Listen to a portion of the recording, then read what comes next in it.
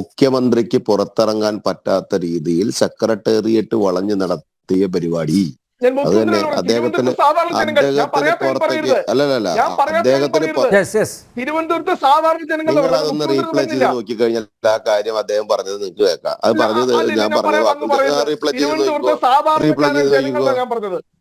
സാധാരണക്കാരൊക്കെ പോട്ടെന്ന്. CPM-ന്റെ ഈ സമരം കൊണ്ട് ഏറ്റവും കൃത്യമായി നടന്നത് തിരുവനന്തപുരം അങ്ങാടിക്കകത്ത് കാസർഗോഡ് മുതൽ തിരുവനന്തപുരമുള്ള സഖാക്കന്മാര് മലമൂത്ര വിസർജനം നടത്തി ദുർഗന്ധം ഉണ്ടാക്കിയെന്നല്ലാണ്ട് ഈ സമരത്തിന് വലിയ ഡെക്കറേഷൻ ഒന്നും ഉണ്ടായിരുന്നില്ല. വളരെ വ്യക്തമായിട്ട് പറയാം. പിന്നെ നിങ്ങൾ കോൺഗ്രസ്സുകാർ വലിയ വർത്തമാനം പറഞ്ഞില്ലേ, ഞങ്ങൾക്ക് എന്ത് നേടി, ശിവരാജൻ കമ്മീഷന്റെ മുമ്പിൽ 17 മണിക്കൂർ നേരം ഞങ്ങൾ തൊഴുതു നിന്നില്ലേ? കഴിവില്ലായ്മ കൊണ്ടല്ലേ? അവനവന്റെ പാർട്ടി ഭരിക്കുമ്പോഴേ കൃത്യമായിട്ട് ഭരിക്കുമ്പോൾ കാസർഗോഡ് മുതൽ തിരുവനന്തപുരം വരെ ഒരു സ്ത്രീയും അവരുടെ ഭർത്താവ് ചമയുന്ന ഒരുത്തരും കൂടിയിട്ട് ഈ തട്ടിപ്പ് മുഴുവൻ നടത്തുമ്പോൾ അതൊന്നും നോക്കി നിൽക്കാൻ സാധിക്കാതെ, അല്ലെങ്കിൽ അതൊന്നും കണ്ടറിയാൻ സാധിക്കാതെ, ഇന്റലിജൻസ് വൃത്തിയായിട്ട് പ്രവർത്തിക്കാതെ എല്ലാ തട്ടിപ്പിനും കൂട്ടുനിന്ന് അതിന്റെ ഏർപ്പാടുകൾ മുഴുവൻ ചെയ്ത് അതിന് സൂത്രപ്പണിക്കാരായി കോൺഗ്രസിന്റെ കതറിട്ട ആളുകൾ മുഴുവൻ കൂടെ നിന്ന് കൊടുത്ത് ഈ വേഷം കെട്ടുകൾ മുഴുവൻ അവർ ചെയ്യുമ്പോൾ നോക്കി നിൽക്കാൻ കഴിവില്ലാത്തതുകൊണ്ടല്ലേ അവർ സമരം നടത്തിയത്.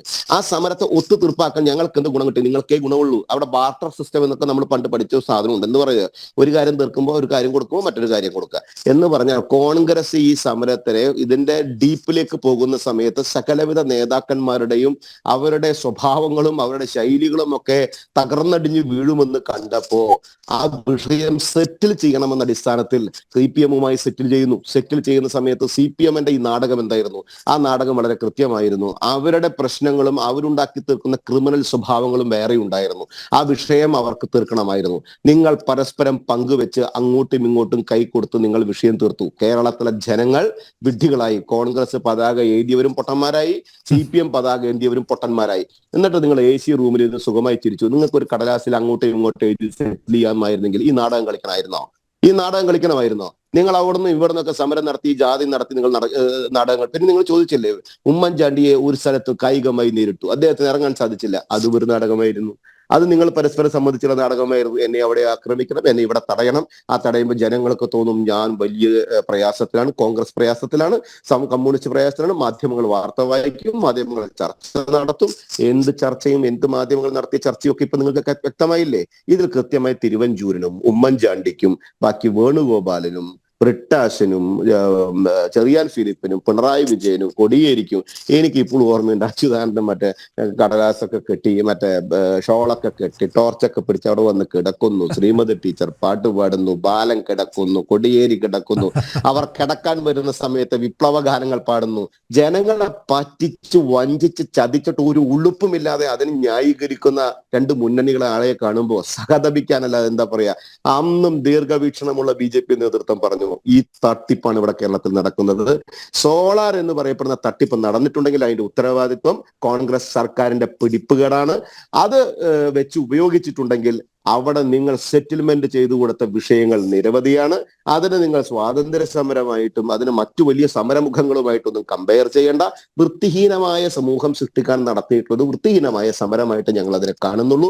നിങ്ങൾ നടത്തിയ ഈ തട്ടിപ്പ് ജനം അറിയുമ്പോൾ നിങ്ങൾ അവർ വലിച്ചെറിയുമെന്ന് നിങ്ങൾ മനസ്സിലാക്കണം. അത് കാലഘട്ടം നിങ്ങളെ തെളിയിക്കും.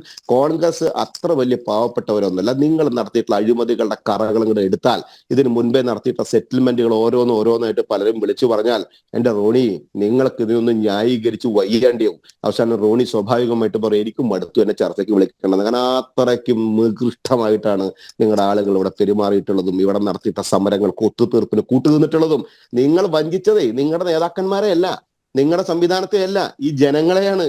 ഈ ജനങ്ങളുടെ മുമ്പിൽ കണ്ണിൽ പൊടിയിട്ട് നിങ്ങൾ നടത്തിയ നാടകങ്ങളാണ്. വൈകാരികമായി നിങ്ങൾ പ്രതികരിച്ചിരുന്നില്ലേ? വൈകാരികമായി നിങ്ങൾ പത്രസമ്മേളനം നടത്തിയിരുന്നില്ലേ? എന്തടിസ്ഥാനത്തിലായിരുന്നു നിങ്ങളൊക്കെ നടത്തിയത്? ഇത് രണ്ടുപേരും കൂടെ ഇരുന്നിട്ട് ഇത് എഴുതി ഒപ്പിട്ട് കടലാസ് ശരിയാക്കിയിട്ട് നിന്റെ ആ പ്രശ്നങ്ങളൊക്കെ ഞാൻ തീർക്കാം, എന്റെ ഈ പ്രശ്നങ്ങളൊക്കെ നീയും തീർത്തോ എന്നും പറഞ്ഞിട്ട് നിങ്ങൾ സുഖമായിട്ട് കൈയടിച്ച് കയ്യും കൊടുത്ത് പോവായിരുന്നെങ്കിലേ ഈ ജനങ്ങൾ എന്തിനാ ഇതിലേക്ക് വലിച്ച് എന്തിനാ ഇവരെ പാവപ്പെട്ട്? നിങ്ങൾ നേരത്തെ പറഞ്ഞില്ലേ തിരുവനന്തപുരത്ത് സാധാരണക്കാർക്ക് പ്രശ്നം അനുഭവിച്ചു. ഈ പ്രശ്നം അനുഭവിക്കേണ്ടി വന്നത് എന്തുകൊണ്ടാ? നിങ്ങൾ നടത്തിയിട്ടുള്ള നാടകമല്ലേ? തിരക്കഥ ഉമ്മൻചാണ്ടി, അതിനകത്ത് സ്ക്രിപ്റ്റ് പിണറായി വിജയൻ, അല്ലെങ്കിൽ അഭിനയിക്കുന്നത് സഖാക്കന്മാർ, അഭിനയിച്ചു കഴിഞ്ഞ സമയത്ത് അതിന്റെ ക്യാമറ ഇന്ന ആളുകൾ, അതിന്റെ ഇടപെടലുകൾ മറ്റാളുകൾ, കൃത്യമായി മധ്യവർത്തികൾ വരുന്നു, അവർ ഇംപ്ലിമെന്റ് ചെയ്യുന്നു, അത് കഴിഞ്ഞ് എല്ലാം തീർക്കുന്നു. സമരം നേടിയെടുത്ത് ഞങ്ങളതങ്ങ് നേടിയെടുത്ത് എന്ന ഉടായിപ്പ് മുദ്രാവാക്യം വിളിക്കുന്നു. ഞങ്ങൾ പാവപ്പെട്ടവരെ പോലെ മുഖ്യമന്ത്രി അതിൽ അഭിനയിക്കുന്നു. ഞാൻ അദ്ദേഹം മരിച്ചതുകൊണ്ട് കൂടുതൽ വർത്തമാനം പറയുന്നില്ല. കോടിയേരിയും ഉമ്മൻചാണ്ടി ഇപ്പോ ഭൂമിയിലില്ല, അതുകൊണ്ട് കൂടുതൽ ആ വിഷയത്തെ സംസാരിക്കുന്നില്ല. BJP അന്ന് പറഞ്ഞ കാര്യം കൃത്യമായി സത്യമായിരുന്നു. നിങ്ങളുടെ ഉഡായിപ്പ് രാഷ്ട്രീയം, അങ്ങനെ തന്നെ പറയാനെന്നല്ല, സെറ്റിൽമെന്റ് എന്ന നല്ല പദവും ഇതിൽ ഉപയോഗിക്കാൻ പറ്റില്ല. തനി തട്ടിപ്പും ഉഡായിപ്പും രാഷ്ട്രീയം ജനം തിരിച്ചറിഞ്ഞിരിക്കുന്നു. അത് ഇനിയും തിരിച്ചറിയും. ഇനിയും കുറെ കാര്യങ്ങൾ പുറത്തു വരാനിരിക്കുന്നു.